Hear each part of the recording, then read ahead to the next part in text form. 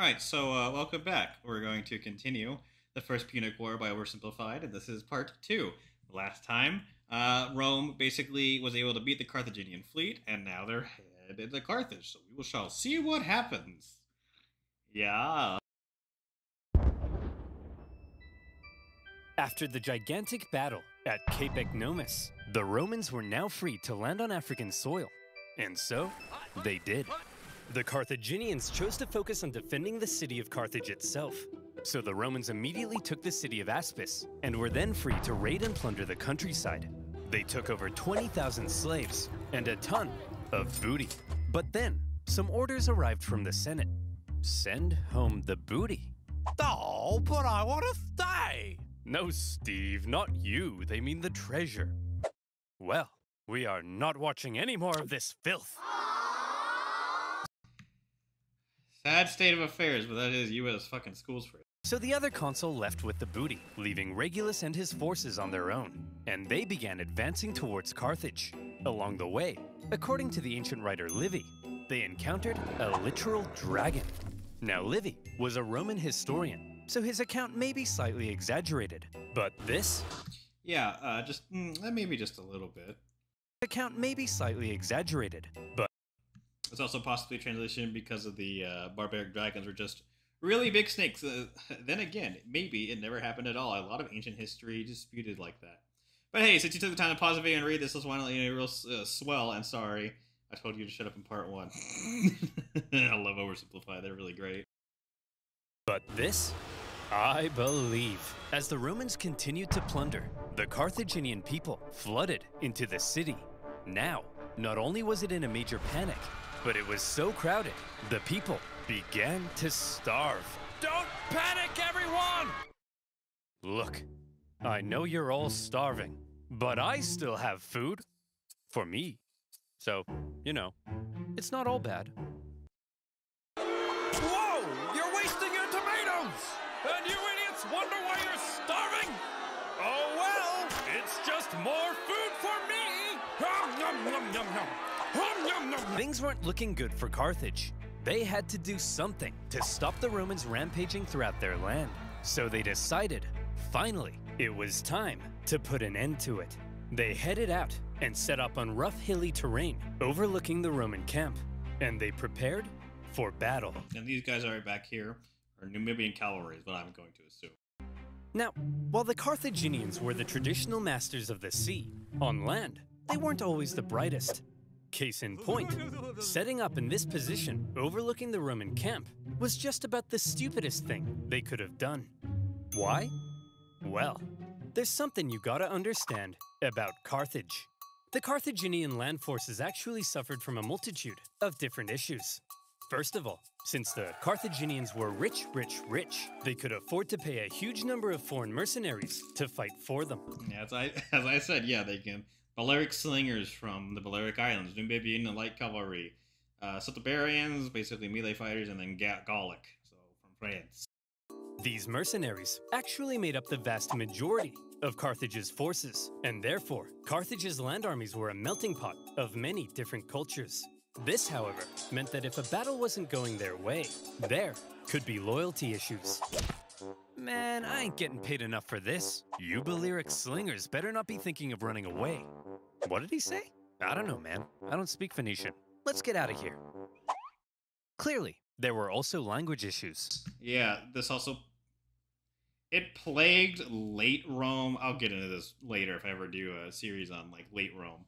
It plagued late Rome with basically a bunch of mercenary armies, but to less of an extent because of various reasons. They actually, wanted to give them citizenship. Long fucking story. But yeah, when you don't speak the same language and you have a whole bunch of mercenaries, it doesn't work very well compared to an army that is fighting for Rome. That's what I will say. Fighting for Rome. Not the country Rome, but Rome. The military generals tended to be Carthaginian, but they made a lot of strange decisions. For example, one of the most feared assets of the Carthaginian army were the war elephants. To a Roman soldier who had never even seen an elephant before, this was like fist fighting, a literal monster. Yet the Carthaginians... Yes, can you imagine literally not seeing anything as big as this? And then all of a sudden you see a tower of meat and tusk coming towards you. It's pretty fucking scary when you have no idea that this thing exists and then it's charging at you with armor and screaming. The Carthaginians continually kept placing the elephants in the rear, where they were no use. In a similar fashion, the neighboring region of Numidia provided Carthage with the most skilled cavalrymen in the world. But the Carthaginians often chose to fight on rough, uneven terrain, where horses and elephants were less effective. And so, in this case, when the Carthaginians again chose the rough terrain near the Roman camp, the Romans easily sent them packing. Wow, Regulus, we're mere miles from Carthage. You sure are amazing. Yes, Steve, I know. Steve, what's the matter? We've almost won. I just wish I could be as great as you, Regulus. Steve, you're amazing. I mean, look at this thing. It's unbelievable. I know, but I mean like, at war stuff. I'm such a noob. My tanks always get blown up. I can't even fly an aircraft straight. Tanks? Aircraft? What are you talking about, Steve? I'm talking about free-to-play online multiplayer combat game, and this video's sponsor, War Thunder! War Thunder is the most comprehensive vehicle combat game ever made. Don't just drive the tank, become one with the tank. You can play as more than 2,000 battleships, aircraft, tanks, and helicopters in dynamic player versus player combat. With amazing 4K graphics, each vehicle is incredibly detailed and modeled down to their individual components. And for history nerds like you and I, the vehicle collection in War Thunder spans over 100 years of military development, from the 1920s to the present day. I love the detailed damage mechanics in War Thunder. You ever think about how the exact angle a shell hits an armored vehicle affects the resulting damage? War Thunder has. Every bullet I'll save my comments for the end of this. and shell is simulated with realistic destruction. That's the kind of thing that gets me up in the morning. And by using my link in the description below, new and existing users can get an exclusive OverSimplified decal to make their T50 tank look extra spicy. Plus, you'll get a huge bonus pack, including premium vehicles and boosters. So play War Thunder now on PC, Xbox, and PlayStation. And as always, by using my link, you'll be supporting my channel. So thank you. Now, where were we? All I'll say about that is if you played War Thunder, you know a lot of that thing has a lot of problems, including that they took out the fucking blowout panels on the M1 Abrams, which is retarded. But War Thunder, you go on it, go play it. It's pretty good. Oh yeah. Invading Africa, getting some booty, and sending the Carthaginians packing. Everything was looking up for Regulus. A Roman victory seemed like it was only a matter of time. But then, Regulus realized something. He had been consul for almost a year, and his term was coming to an end. He knew that if his successor took over and he finished the job, then he would get the naked statues, not Regulus. And there was no way Regulus was going to allow that. So he jumped the gun. You there, Carthaginian boy. I want you to deliver a message to your elders. I, Marcus Attilius Regulus, demand the total and unconditional surrender of Carthage. Unconditional surrender? Jeez, at least lay siege and starve us all to death first. Just deliver the message! Yeah. You punk! He demands your total surrender. What? Jeez, at least lay siege and starve us all to death first. Hey, that's what I said. Well, boys, this Roman thinks we're out. But we're not out, are we, boys? No! We'll do what we always do in times like this. Hire somebody else to solve our problems for us. Yeah, it doesn't go very fucking well. Darren, bring in the Spartan. Regulus's overly harsh demands had the unintended effect of reinvigorating Carthaginian resolve. They brought in a mercenary from the famed land of Sparta named Xanthippus to help dig them out of this situation. And we all know what Spartans are like. Xanthippus showed up and immediately took charge. He had a look around and said, "You idiots! Put the elephants in front of the army so they can smash into the Romans. And stop fighting on rough, uneven terrain. Find a big flat field so your superior cavalry can do their job. And what's this I hear about you giving a speech telling everyone they're gonna die? Hey, I was just telling the people the truth. You're a politician. Lie to the people. You're a politician. Fucking lie! And so Xanthippus led out the newly reformed Carthaginian army to meet Regulus in the Battle of the Bagradas River. The elephants, now in the front, smashed into the Roman lines, causing disarray.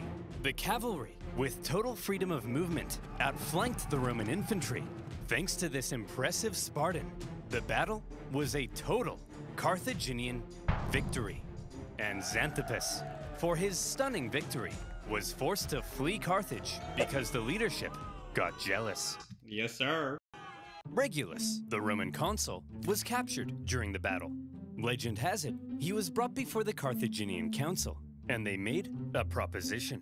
Well, Reggie, not looking so good anymore, is it? Looks like we beat you pretty bad, huh? Up yours, you Punic pansies! Now, Regulus, nobody likes a sore loser, do they? No. How about this? We're gonna send you back to Rome, and you convince the Roman Senate to surrender to us. If you fail, though, you gotta come back so we can torture you to death, okay? Okay. You promise? I promise. Hey, You would be surprised how long this lasted. We did it in the American Civil War with promises of parole.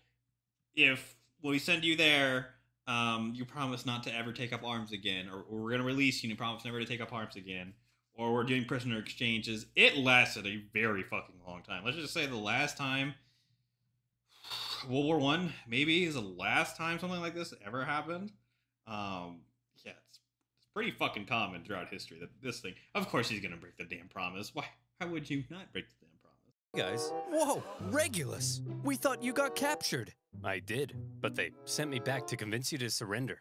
Well, should we? Surrender? No! Never surrender! Give 'em hell, boys. They're at the end of their rope. Anyway, I gotta go be tortured to death now. What? Yep, part of a deal I made. It's a long story. Oh, hey, wait! Regulus! No, it's cool, guys. I promised. Regulus! This is ancient times. We massacre entire populations. We chop pets in half. You can break a promise. No, Tim!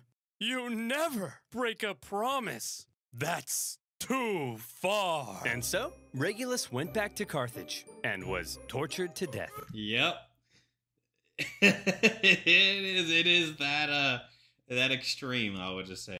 And for keeping his promise, he was immortalized as the leading symbol of Roman virtue. Meanwhile, after their defeat in Africa, the remaining Roman survivors, still in Africa, were still in Africa, and they needed to be rescued. So the Romans sent their fleet to pick him up and bring him home. They successfully fended off a Carthaginian fleet, grabbed the survivors, and made their way to Sicily. A great success. But then, things took a turn for the worse. Sir? That cloud looks kind of angry. Fear not, coward. If we Romans can build a war fleet from scratch and defeat the Carthaginian Empire at their own game, why, then even Mother Nature herself will crumble. No, not Poseidon! Before us. I laugh in the face of Mother Nature. Ha ha! See? Come on, guys. Laugh at Mother... Or Neptune. I think it's Neptune for Romans.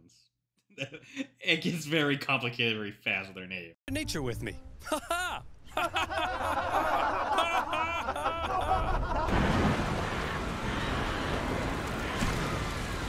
Yeah. 284 ships, nearly 80% of the Roman fleet was destroyed. As many as 100,000 men drowned in a terrifying act of nature. Never before had Rome lost so many men in a single incident. Yeah, this means the gods are very fucking mad at Rome. That's what that means in their brains. 100,000 casualties for any other nation would be crippling. Any other nation would hastily sue for peace. Any other nation would spend decades trying to recover. But Rome was not just Not here, no bail. any other nation. Infamous for its unrelenting determination in the face of overwhelming odds, Rome said, well, I guess we'll just have to build another fleet. And they did. In just 3 months, they built 220 more ships, An astonishing feat. The Romans sent out their brand spanking new war fleet, and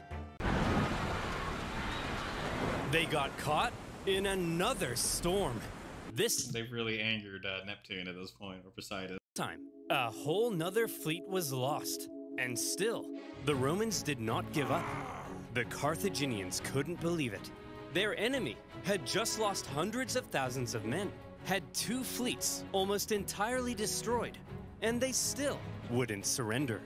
As one Roman poet put it, the victor is not victorious if the vanquished does not consider himself so. We do not consider ourselves beaten, so therefore we were not beaten. I won't say this is total war, but it's pretty damn close. Typical Roman fashion, after a short break, they were once again building another fleet. However, for now, after all the disasters at sea, the focus began shifting back to the land campaign in Sicily.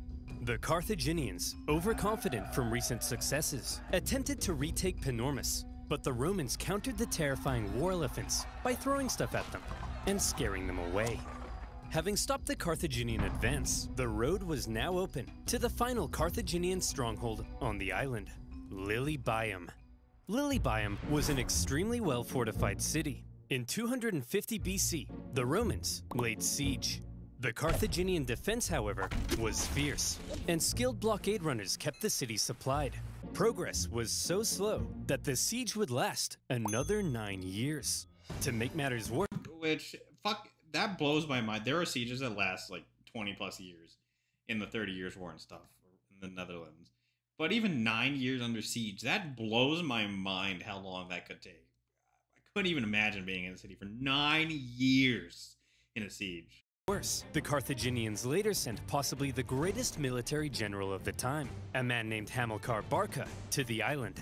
He engaged in a skillful campaign of guerrilla warfare behind enemy lines, and for the remainder of the war, he was a major thorn in the Roman side. For now, with the deadlocked siege at Lilybaeum and the new Roman fleet at sea, things seemed to be at a standstill, and the Romans had to do something to break the deadlock. Thankfully, the Roman consul, Clodius Pulcher, had an idea. He tried to get things moving by attacking the Carthaginian fleet at Trapana. Now, before a battle, to predict if they would win, it was common for the Romans to look for signs from the gods. This could mean observing the weather or inspecting some cow livers. You know, typical religion stuff. In this case, Pulcher reportedly tried to feed some sacred chickens, but unfortunately for him, they wouldn't eat a crumb. A very bad sign. Well, he said, if they won't eat, then let them drink! Stupid chickens! We'll observe the weather instead. Gods, give me a sign. Ignore that. Okay, how about this? If I can get this piece of paper into that trash basket, we'll win. Okay, if I can stand here silently for 5 seconds and do nothing, we'll win. Dagnabbit! Pulcher.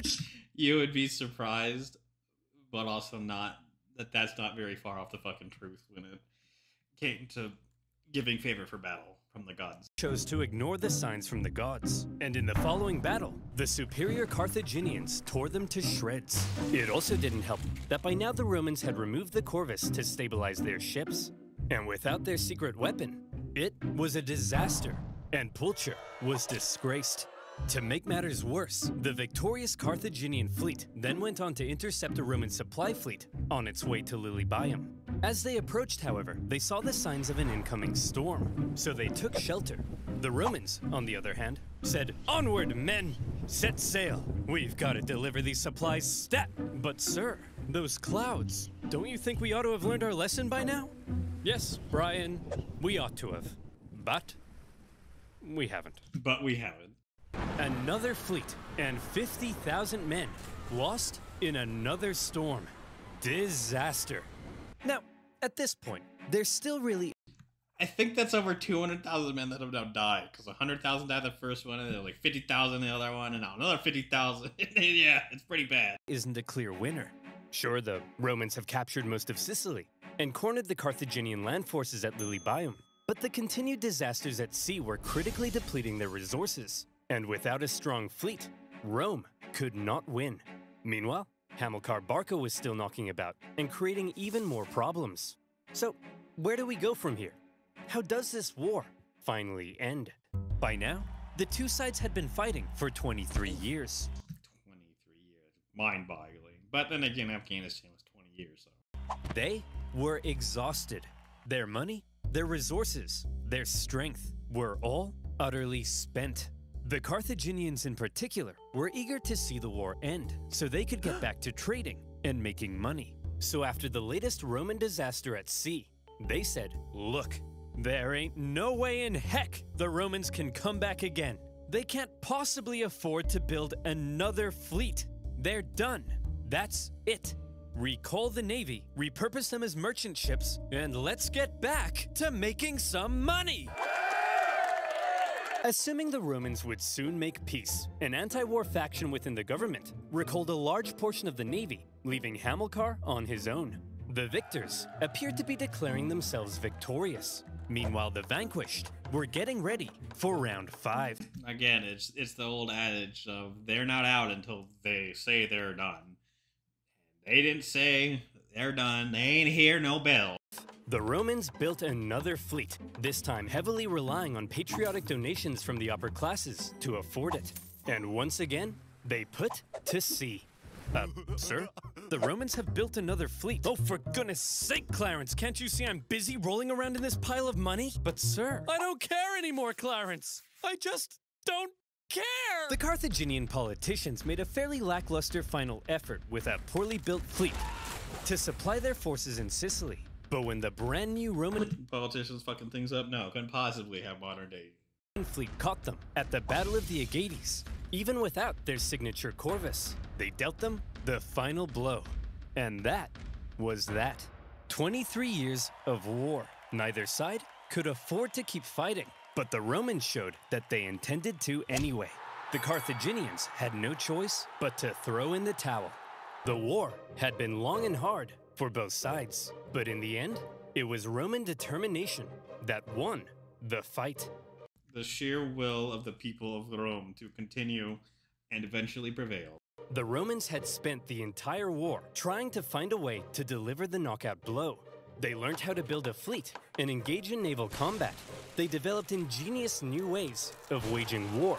They attempted an invasion of the Carthaginian heartland, and whenever disasters struck them, they always came back, again and again.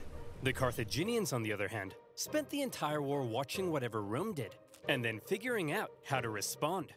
They were much more passive, and so, it's no wonder then that when both sides were close to collapse, Rome was the one who figured out how to go that little bit further.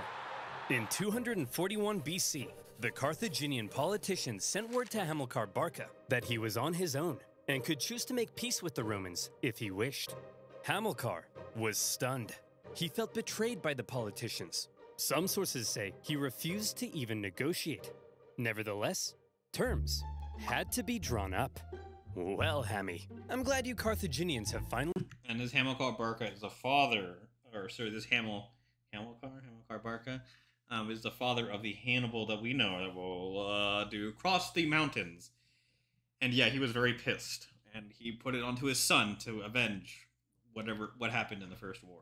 Finally come to your senses and recognized who the true winner is. How many fleets did you lose? Okay, here are our terms. You leave Sicily to us and return all of our prisoners. You're not allowed to make war against Syracuse or her allies, and you have to pay us 2,200 talents of silver over the next 20 years. What's a talent of silver? Well, to put it in perspective, in the year 2022, that'll be worth around, let's say, 40 million US dollars. Ay caramba! That will cripple us! Yeah, so again, when they say 40 million US dollars, it's actually not that much compared to today. But again, there's it's like in 1860s, like it was like a couple $1 billion, right? Is nothing today. But back then, that was a fuck ton of money. So again, $40 million to us is like nothing. Again, relatively speaking, for countries, even people, Jeff Bezos. But back then, there's a lot more of your economy back then. Wow, we got a real smart guy over here. Yeah, that's kind of the point, you dingus. Ugh, I guess I have no choice. I accept. Great. Oh, by the way, we changed our minds. You actually have to pay us 3,200 talents of silver over 10 years. Thanks for accepting. Dude! See you later. Hey! You didn't let me say uncool! He didn't let me say uncool. The treaty was extremely punishing, and by switching up the terms at the last minute, they enraged the Carthaginians. But still, one of the longest and deadliest wars at the time was finally over. The Romans had won. They achieved their aim of gaining Sicily, and even though it wasn't part of the peace deal, they took advantage of a weakened Carthage. Rome's first province. I kind of do wonder what that means, but yeah, they're finally able to have a province and not allies, quote unquote, allied cities. And grabbed Corsica and Sardinia as well. Roman God damn, yeah, you can see that this really did power up Rome. Expansion beyond the Italian peninsula had just begun. The Romans hoped that now the Carthaginians would forever be under their thumb. Unfortunately, the harsh terms they placed on the Carthaginians at the end of the war left a growing anger, one that would come back to haunt them. Anybody remember Weimar Germany? And after World War I, what happened? Revanticism to revenge what was lost. It's very powerful. One day, Carthage will have its revenge. That's nice, dear. I'm serious, woman. Maybe not in my lifetime, but perhaps in his. My beautiful son. You are born into a momentous destiny. You shall be Rome's greatest enemy. You'll tear Rome limb from limb. You'll burn their pathetic city into the ground. You'll slaughter their people, men, women, and children. My child, you are vengeance. Stop telling our baby he's vengeance. But he is, Barbara. He's vengeance. That may be so someday, but for now, our son has a name, and you should call him that instead. His name is...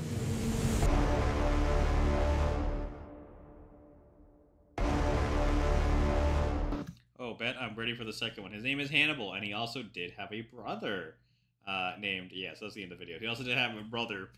There's actually a very good series. I think the History Channel did it. They actually did their job once. But yeah, there's a series on him that you should go watch. But yeah. Oh, very good. I hope I added some insight to the First Punic War. I don't know if I did, but I think I tried. But yes, very oversimplified. Did a very good job. So, that is the end of the video. Leave a comment, leave a like. I'll put up on the screen the first part of the series if you didn't watch it for some reason. But yeah, otherwise, you people have a nice day.